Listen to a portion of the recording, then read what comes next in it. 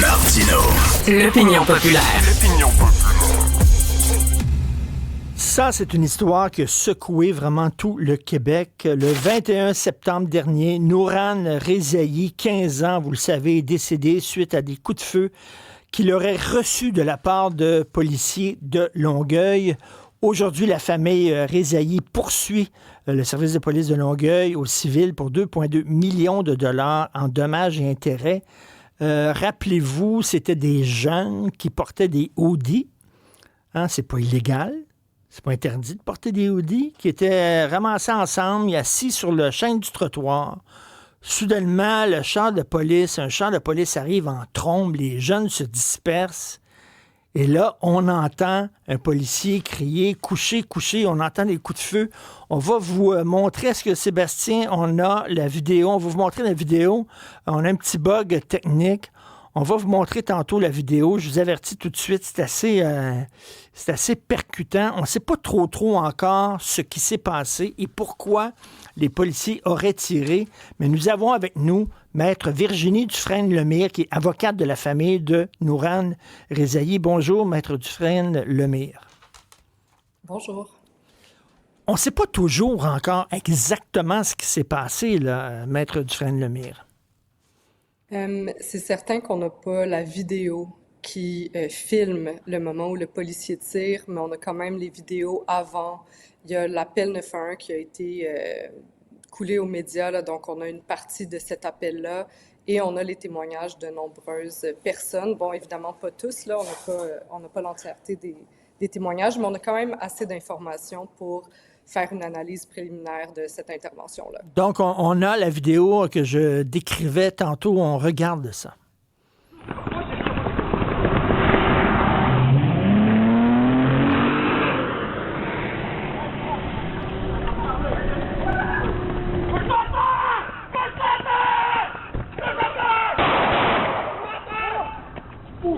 Couche-toi à terre! Couche-toi à terre! Couche-toi à terre! Yo, what the fuck? Couche-toi à terre, ça prend exactement 10 secondes, même moins de 10 secondes, entre l'arrivée de l'auto de police et les deux coups de feu. Qu'est-ce qui s'est passé au juste? C'est quoi les détails que vous avez, vous, Maître Virginie Dufresne-Lemire? Ben, on n'a pas beaucoup plus de détails que... Je veux dire, cette vidéo-là, elle est extrêmement parlante, là. Oui. Les policiers reçoivent un appel 911 avec différentes informations là, qui ont déjà été publiées. Donc, OK, mais là, quand ils arrivent sur place, là, ce qu'ils voient, c'est 6 jeunes assis en bordure de trottoir qui jasent entre eux, là. Donc, il faut que les policiers adaptent leur intervention avec cette nouvelle information-là, là, qui est l'information terrain là, qu'ils voient. Par la suite, les jeunes voient l'auto de police, ils partent à courir, ce qui est un comportement relativement normal là, et fréquent, Ben oui. et qui ne justifie pas une intervention armée, là. Puis on a de la misère, honnêtement, j'ai de la misère à vous expliquer qu'est-ce qui s'est passé, comment le policier va justifier être arrivé en trombe comme ça, d'avoir sorti son arme à feu, d'avoir tiré dans un délai tellement court, là. Je veux dire, 10 secondes, c'est le moment qu'on n'entend plus l'auto, donc on peut s'imaginer qu'elle s'est immobilisée. Les 3 ordres et les tirs, c'est moins de 10 secondes, là. Je vois pas comment on va pouvoir justifier ça. Il y a certains médias qui ont rapporté que Nourhan a mis la main dans son sac. On met cette version-là en doute parce qu'on a rencontré les témoins qui étaient là lors du tir et ce n'est pas ce qu'ils racontent. On sait qu'il y a un jeune qui a raconté que Nourhan avait mis la main dans son sac, mais ce jeune-là a menti et n'était pas présent sur les lieux.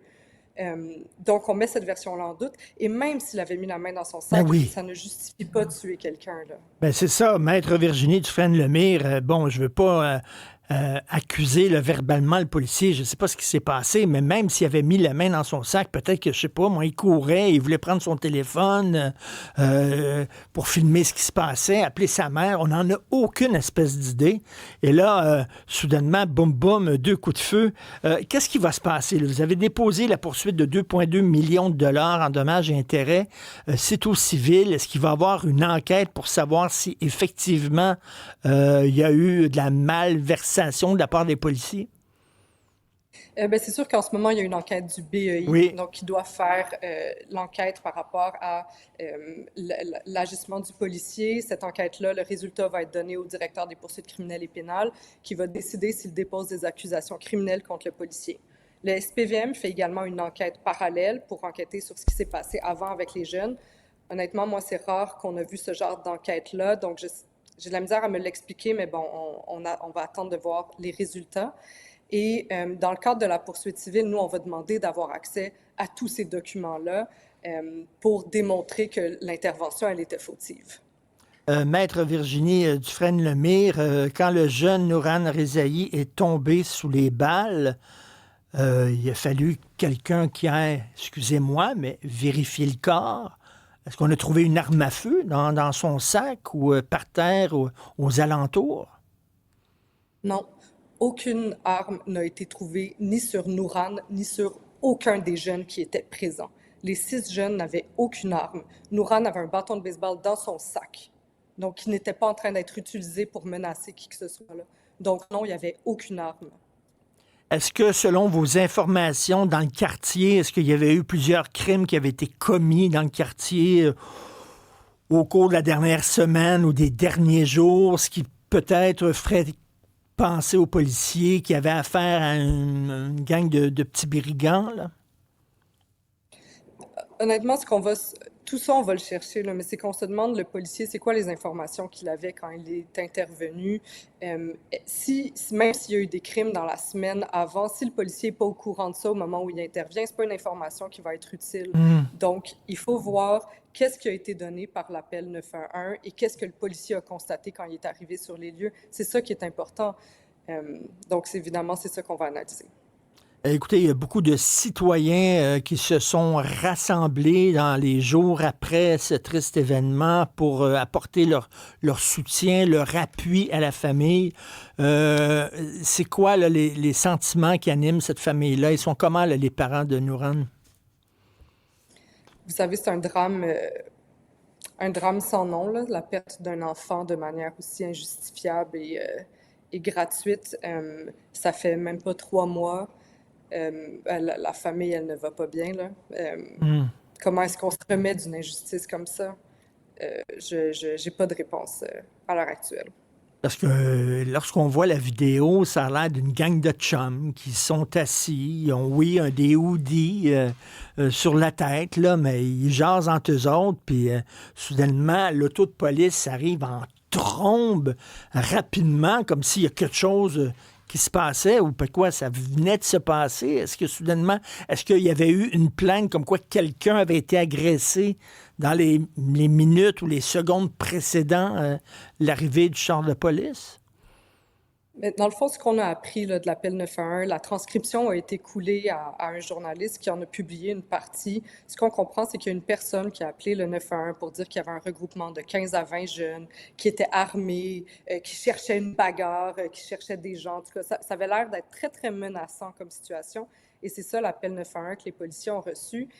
Mais une fois que ça c'est donné comme information, le policier, quand il arrive, il faut qu'il réagisse, qu'il se réajuste, là. Donc là, il n'est pas face à un groupe de 15 à 20 jeunes. Ils n'ont clairement pas l'air armés. Ils n'ont pas l'air d'être en train de chercher à se battre.